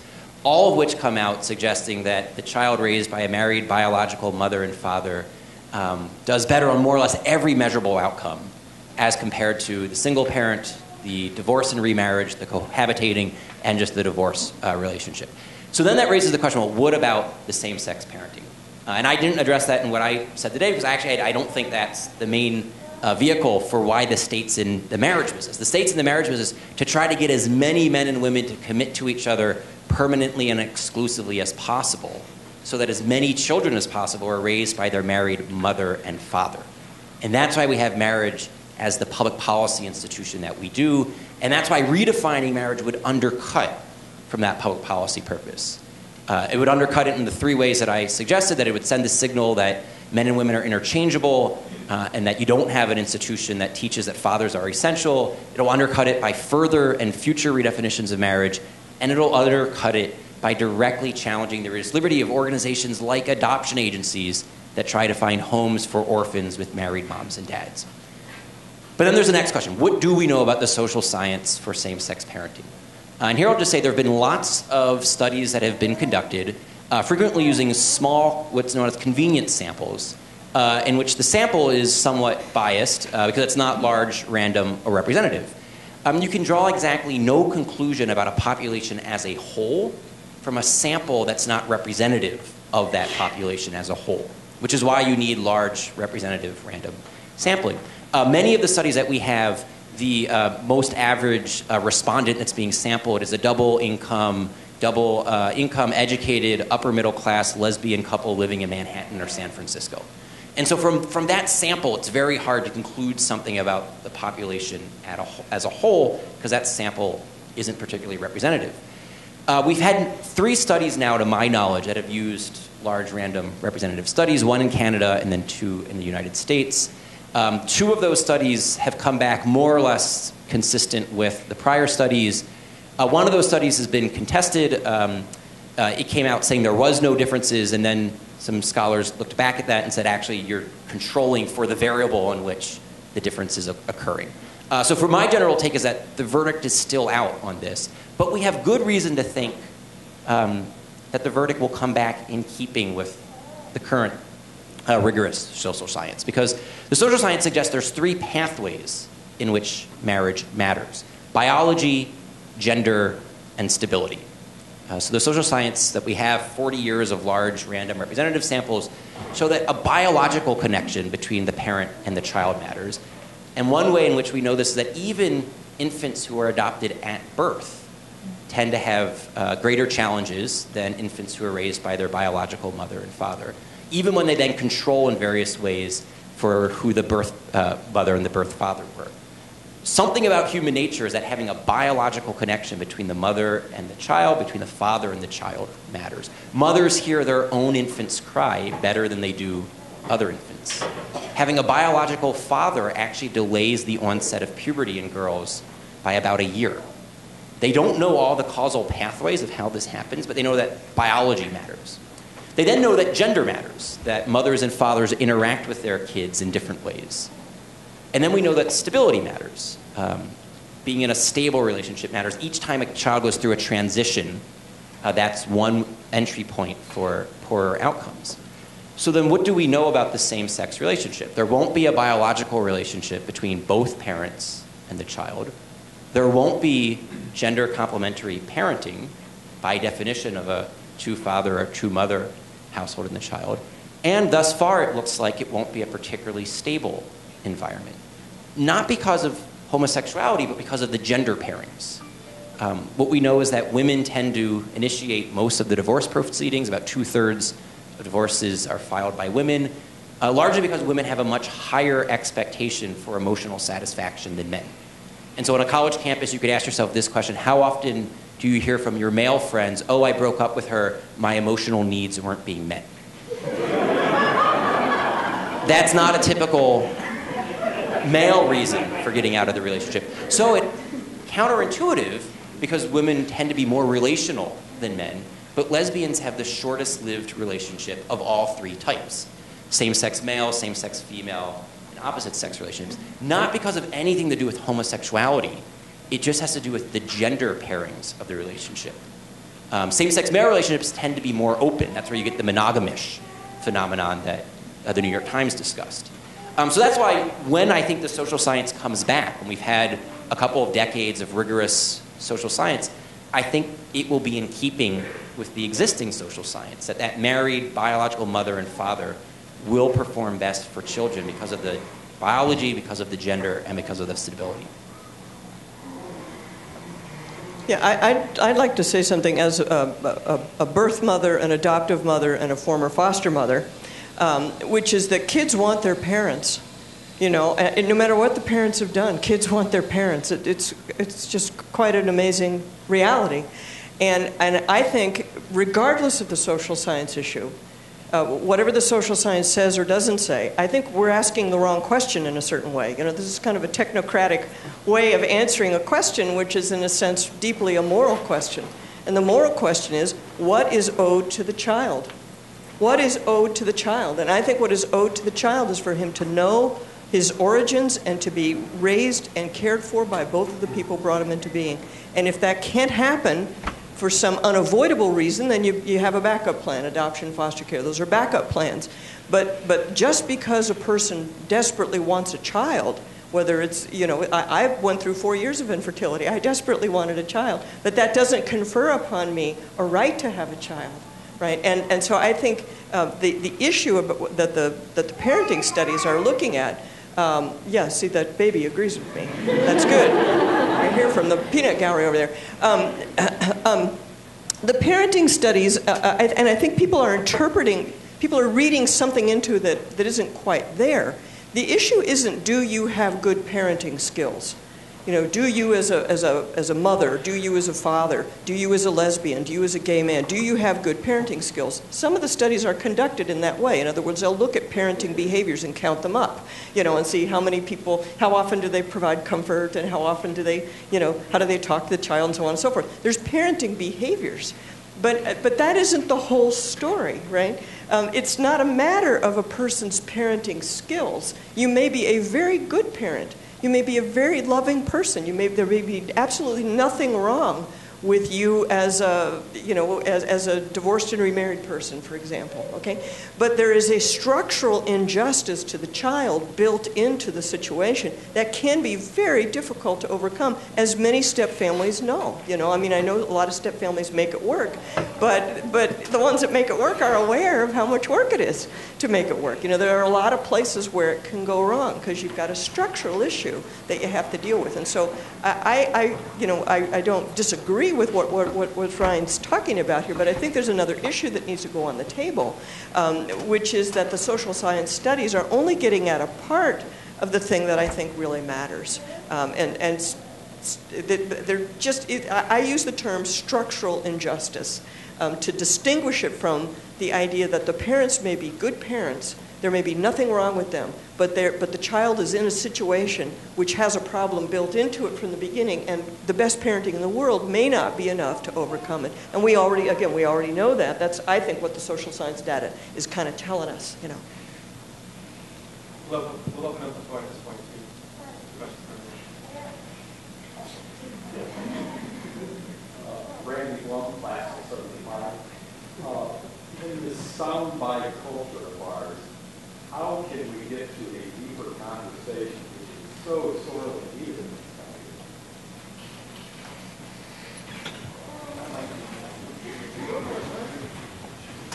country? So the question was, in this soundbite culture, how can we get to a deeper conversation? I think that really the only way that can happen is learning to cultivate friendships with people that we disagree with. So, for example, several of us have interacted with John Corvino, who is the author of a number of books arguing for gay rights generally and same-sex marriage specifically. I think a number of us are acknowledged in some of those books for the feedback that we gave, but was not always heeded.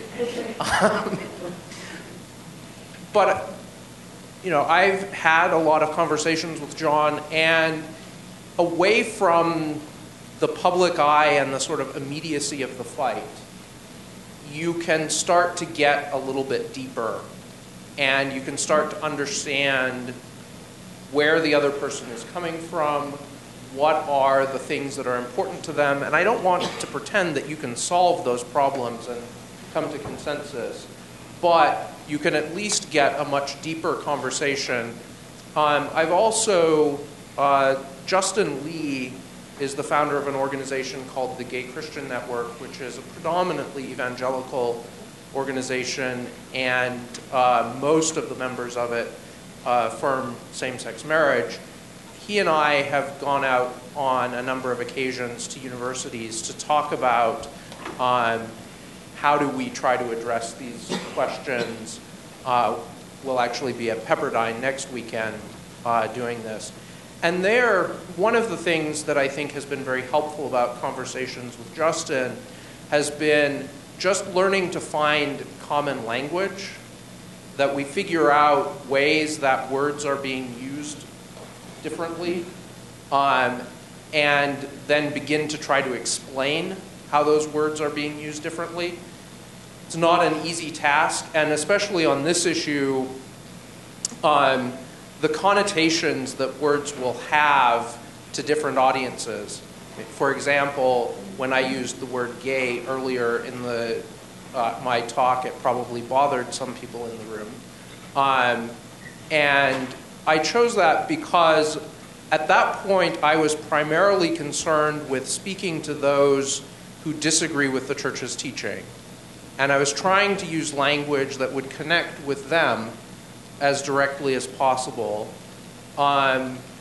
even though it's language that will be problematic to other audiences.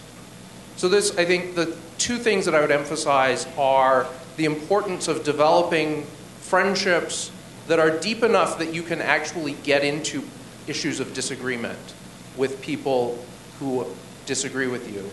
And then to learn how to understand the way that language is being used differently and start to work towards clarifying that so that you know how to speak to different audiences.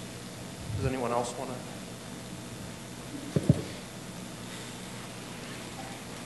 James, I'm in the law school. I just have a quick question. You guys bring up a whole bunch of social policy issues and the social science issues. I was just wondering, specifically in regards to equal protection and due process claims, how can a legal argument be framed in regards to this? I haven't finished law school, but and it's only Yale Law School. Unfortunately, we don't learn the law there. But we do talk a lot about. We actually do talk a lot about equal protection. So I think it's the only law we have. I think there are a couple ways to go. I mean, there are lots of different doctrines that develop in the court's jurisprudence, especially over the last few decades, to try to implement the Equal Protection Clause, to try to apply it to particular cases. But all of them are variations on a theme of arbitrariness, right? It's arbitrariness plus something, right? It's not a good enough reason for the costs that the policy is supposed to have to enact it. So at bottom, the argument against the equal protection argument is the argument for conjugal marriage. It's the policy argument for it. Two quick follow-ups on that. So the first thing is that it's not I agree with Justice Alito's dissent in Windsor as well for the excellent reason that he cites us. Yeah. So, I mean, there he tries to put it out in as simple and austere and unelaborate terms as possible, that if this were simply a matter of equality, it would be a matter of expanding or restricting access to the one same thing. But really the debate is about which of two substantive and controversial and differently founded visions of marriage to be enshrining in the first place. It's not like the interracial marriage debate in that respect. And then the second thing is to note that every aspect of the common good that ever justifies state action, everything that's contained in the idea of a state interest, an important interest, substantial interest, compelling interest, pick your formulation, is in some way at stake in this debate, as Ryan's discussion shows.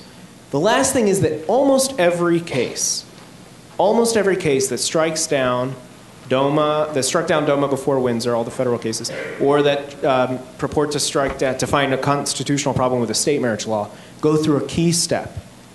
The key step is to say, whatever you think the basis for recognizing opposite-sex relationships is, it couldn't possibly be affected, positively or negatively, by what happens over here with same-sex couples. They're just assuming, again, on one of the very things at stake, which is this really just a matter of expanding access, or is it going to change the social meaning of marriage law in a way that does affect every one of the interests that marriage law serves? Marriage law doesn't serve all of these interests by the magic of the word marriage. It's not something about the spelling or the sound, the phonemes. It's something about the idea behind marriage that the law promotes. And if one way the law promotes ideas about marriage is by its eligibility requirements, and changing those is what changes the culture in ways that undermine the point of marriage law. As soon as you're in those thickets, the idea that you can make a straight line from equal protection to requiring same-sex marriage, which is recognition of any two adults, but only if they're in a sexual relationship, and only if they're unrelated, and only if they have a certain kind of promise, but just two, it just starts to look ridiculous. I'm not a lawyer, so that you should listen to him. But I would have a simpler response to that. It might not have any purchase in a court of law at all, but it kind of works for me, which is that if this debate is all about creating equality, why are we creating a social institution that is now going to introduce new forms of inequality? Why is it that most children have a legally recognized right to know both of their parents, and now some children will not have that legally recognized right? As a matter of fact, the government will stand between them and knowing one of their parents. Isn't that a kind of inequality, and what justifies that form of inequality? It's a kind of argument by analogy, I suppose you could say, but nobody's bringing up this fact. Isn't there a kind of inequality that takes place when a mother decides that now that her baby is born, she's not so keen on sharing the parenting of that child with another woman?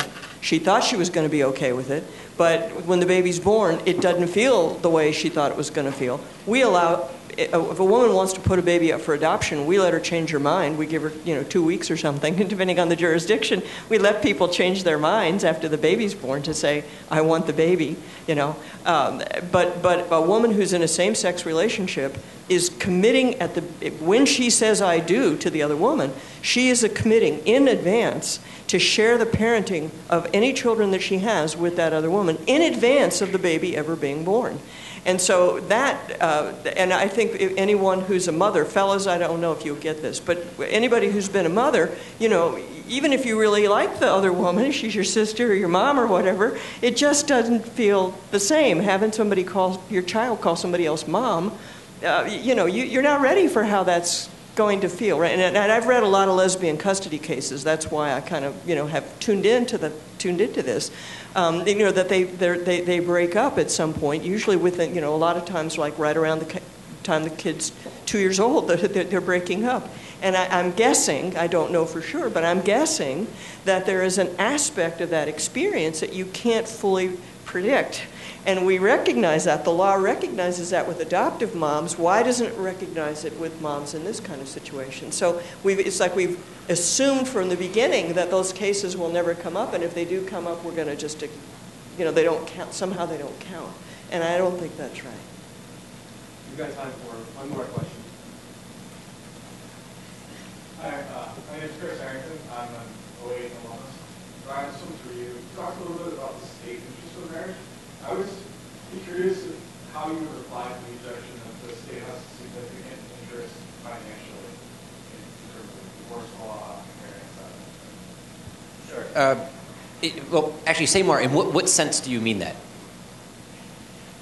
You said the state's primary interest is in having the next generation of children raised, but I've heard a lot of people make the argument that the state has a significant interest in tax issues, Sure. divorce law, right. inheritance, that Gotcha. kind of thing. So they have a lot of other Yep. So the question is, I framed my argument saying that the state's interest was largely in ensuring that children are conceived and raised inside of a relationship with their mother and father. And the question was, well, what about also economic questions, taxes, inheritance, things like that? And the first response would be, I think all of those follow from that primary interest. So the way that we might structure our tax system, the way that we might structure the inheritance laws, the way that we might have various economic effects of how we regulate marriage are largely about incentivizing that man and that woman to stick together for the rest of their lifetime. And it's about treating them as a unit in the eyes of the law, but also treating them as a unit in the eyes of economics. So you might have various benefit schemes where your spouse is put on your health care, put on your health insurance. Your spouse is your automatic co-heir if you pass away, gets your retirement benefits, gets your unemployment benefits if you lose your job, that sort of thing. It seems to me, though, that once you get rid of the primary purpose being about ensuring a stable relationship in which any children that are entered into will have access to relationship with that man and that woman, what would be the purpose of regulating marriage if it was just for these economic benefits, but only understood as a permanent monogamous, sexually exclusive relationship? Now we're back into Sharif's point that it seems utterly arbitrary if marriage is just about intense emotional regard for the sake of economic benefits, that we're only going to structure it so that monogamous, exclusive, permanent unions get this sort of economic treatment. Now we're in the world of thruples and wed leases and monogamous relationships. Now we're just in the world of contract law. And it would more or less be that consenting adults should form whatever sorts of relationships of whatever size or shape consenting adults want to come in, and then they can contract for various tax purposes or inheritance purposes or co-ownership purposes. And what you've done is you more or less abolished marriage as a distinct legal and social and cultural category, and you replaced it with contract law. That's all we have time for tonight. I hope that you'll carry on this discussion this evening. Please join me once again in thanking our speakers on behalf of Professor Munoz, the local program, the Arch over and all of our sponsors.